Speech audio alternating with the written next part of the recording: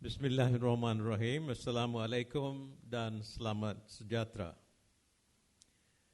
Datuk Seri Yang Berhormat Datuk Seri Saifuddin Nasution, Minister for Domestic Trade and Consumer Affairs, Tan Sri Michael Yeo, and Dato' Tan Cheng Kiat, Your Excellencies, distinguished guests, ladies and gentlemen.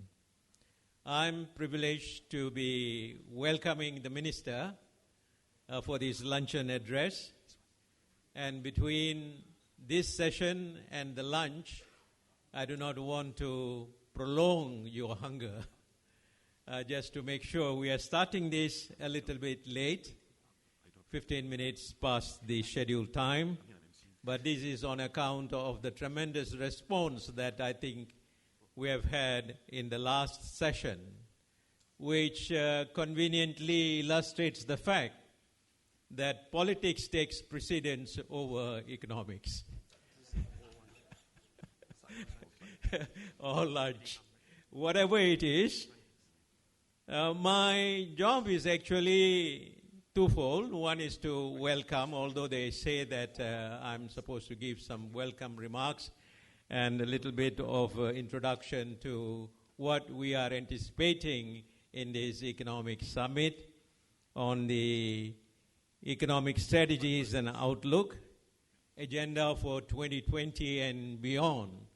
I think there has been sufficient discussion on this subject in the early morning and in the late morning, as well as perhaps in the sessions that follow after this lunch.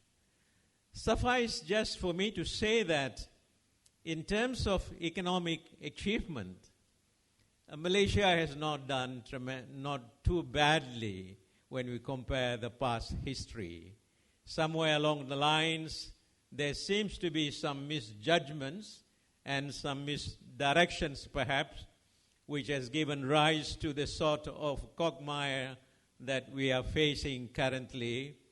And from the private sector and from those who are here representing the private sector, would share with me the fact that we are trying to see some kind of a spur in order to boost the economy in the current world environment, as well as the sort of a climate that we find in Malaysia.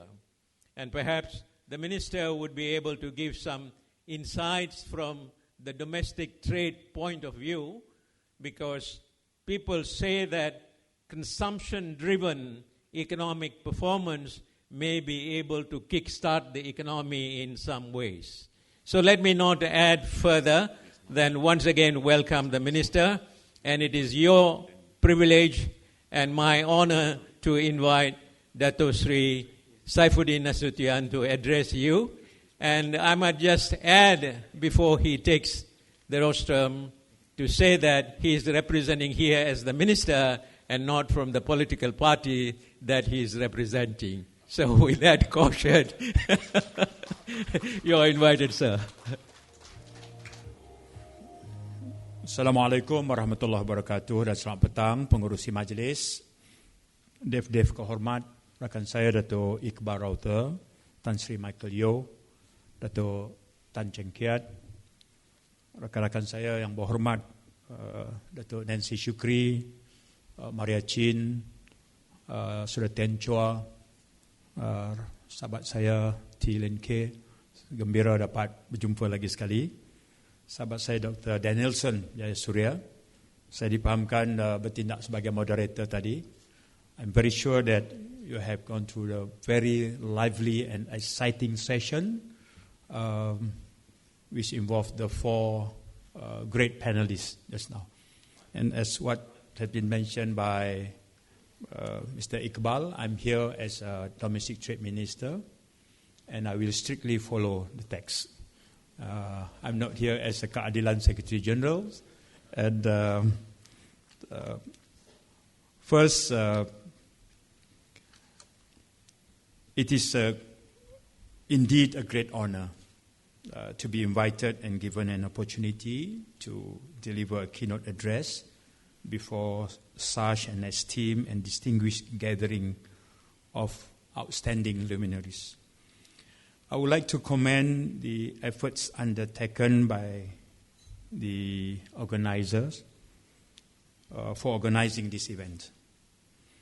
As the Minister of Domestic Trade and Consumer Affairs, building a sustainable and robust domestic economy while ensuring that consumer rights are protected and the cost of living remains reasonable is my utmost priority. While it may be a tough act to juggle, the Ministry is blessed with capable officers, specialized agencies, and a wide array of tools at our disposal.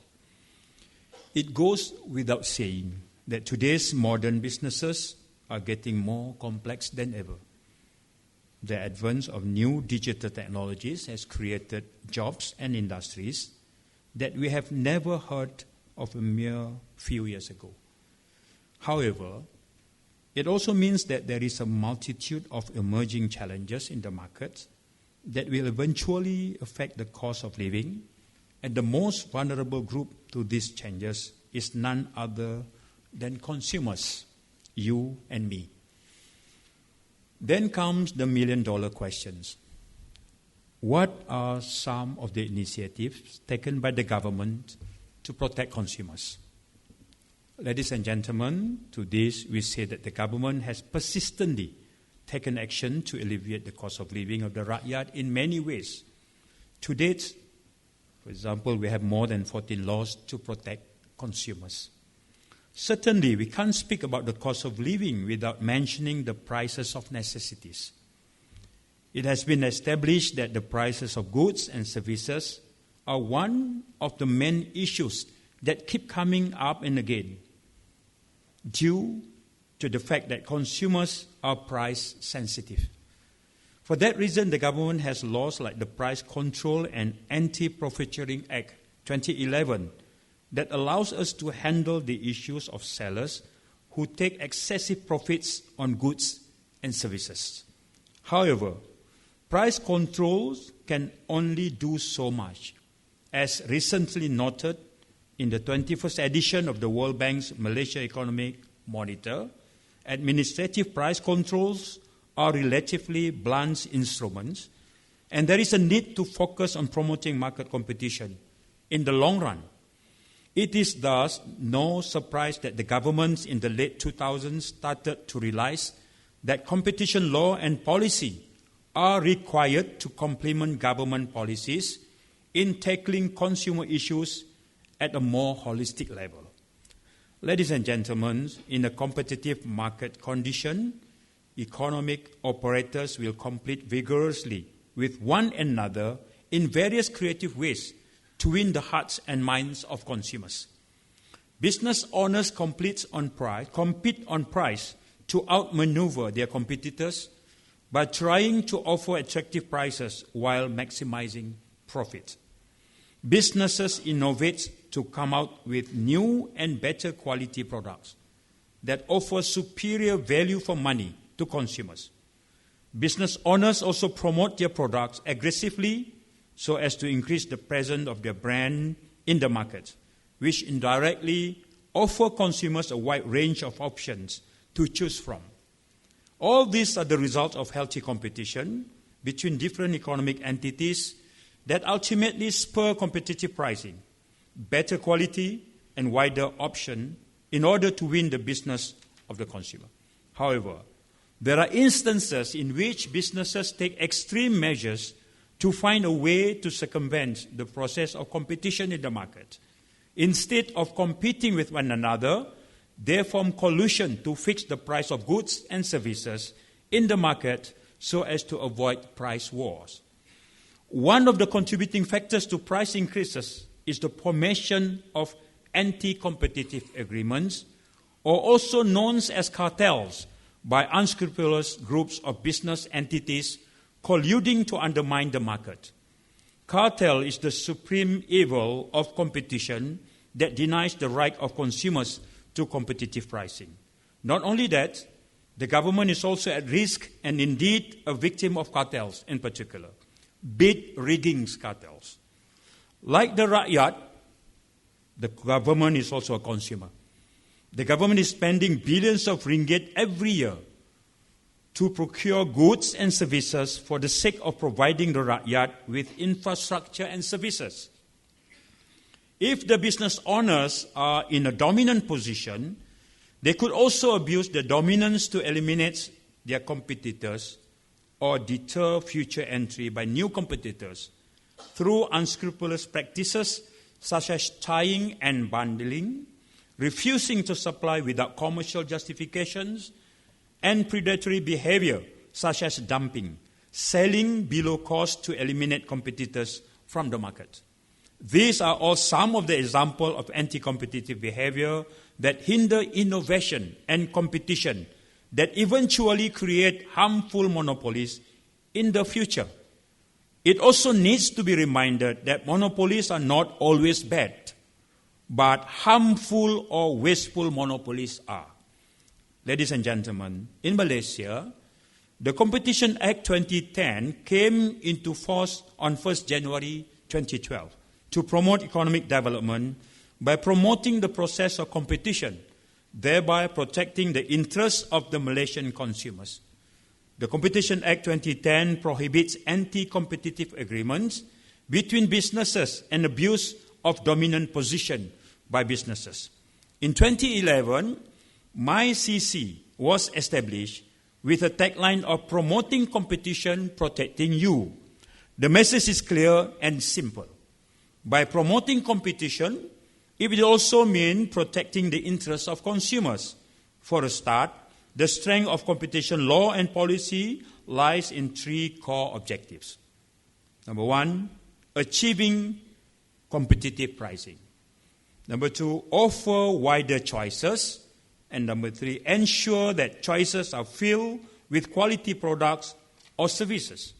In general, there are three pillars in competition law, namely prohibiting anti-competitive agreement, also known as a cartel, banning abusive monopolies or dominant players, and supervising mergers and acquisitions. MyCC, an agency under my ministry, has been carrying out their function to enforce the Competition Act 2010, not only by enforcement alone, but also other functions such as educating the public on the importance of competition by issuing guidelines in relation to competition laws and conducting market reviews on particular sectors to determine whether or not there are any anti-competitive practices. These are just some of the progress we have made to propel the effectiveness of competition law in Malaysia. Further, we have seen MyCC over and over again issuing decisions after decisions against cartels like ice manufacturers, daycare centers, bread makers, airlines, Malaysia, and many more. The action was taken on the basis that cartels restrict competition that is supposed to be the core value of any enterprise in the market. Recently, proposed decision by MyCC against IT vendors colluding in government tenders and the current 11 investigations by MyCC in bid rigging cases show that the government is also a victim of these cartels. Other procurements such as medicine, machineries, maintenance of government properties, and security services for school are among other government procurements that ought to exercise prudence when dealing with tenders. The services and goods must be free from cartels, as it would cause the government to suffer losses. The consumers at large will also feel the pinch from low-quality services or higher costs of products. Thus, it is very crucial to ensure the openness of the procurement process amongst the enterprises to compete fairly. Perhaps there is a stigma whereby business operators see competition law as a regulatory restriction that causes additional hindrance and compliance costs for their business. Moving forward, the government must underline that competition law should be embraced and undertaken by business operators, not only to protect consumers, but to protect the process of competition in the market for the benefit of market players by creating a level playing field for all. Ladies and gentlemen, one of the ongoing initiatives taken by the government is to set up the Monopoly Review Committee, which is answerable to Cabinet, comprising the Ministry of Economy, Ministry of Transport, Ministry of Agriculture and Agro-based Industry, Ministry of Health, and Ministry of Domestic Trade. I'm proud to say that the government has reviewed certain monopolies policy to we have gone through quite a number of meetings chaired by the Minister of Economy. And the instruction given the Prime Minister is very simple, to look into the current practices of monopoly businesses and services and to come up with a recommendation to the Cabinet. I'm certain that recent years, many of us here have heard the mergers of the giants. It happened here in Malaysia, which involved the cement company and others. And I believe that it did not stop there. For example, on March 26, 2018, Grab, a ride-hailing company in Singapore, acquired the operations and assets of the ride-hailing company Uber in Southeast Asia. We also read the story about Disney and 21st Century Fox, Google and Waze, Facebook acquired Instagram and WhatsApp, and so on. In response to this development, the MyCC is currently knee-deep in the process of amending the Competition Act 2010 to incorporate merger provisions that will grant MyCC the power to review merger transactions that causes harmful anti-competitive effects to the market. This amendment will help in substantially lessening anti-competitive mergers and help the ministry control the cost of living of the rakyat. In the meantime, the Ministry of Trade, Domestic Trade, through MyCC, will continue to monitor the online ride-hailing market post-merger to ensure that consumers are still fairly treated and offered a fair price for ride-hailing services. A recent proposed decision by MyCC against Grab Malaysia for abusing the dominant positions post-mergers is proof that MyCC is still watching market developments closely. Following a string of complaints by consumers, MyCC initiated investigation in 2019 and issued a proposed decision that provisionally found Grab Malaysia to be abusing their dominant position by imposing restriction on their riders. While the decision is not final, we must ensure that the competition process is protected and enhanced at all times, as the end game is all about consumers. Ladies and gentlemen, let me conclude by reinstating that promoting competition is the best way forward to encourage robust economic development and protect consumer interests. Because experience shows that competition drives innovation, creates jobs, and drives economic expansion. Fair and vibrant competition should be kept alive in an open internal market.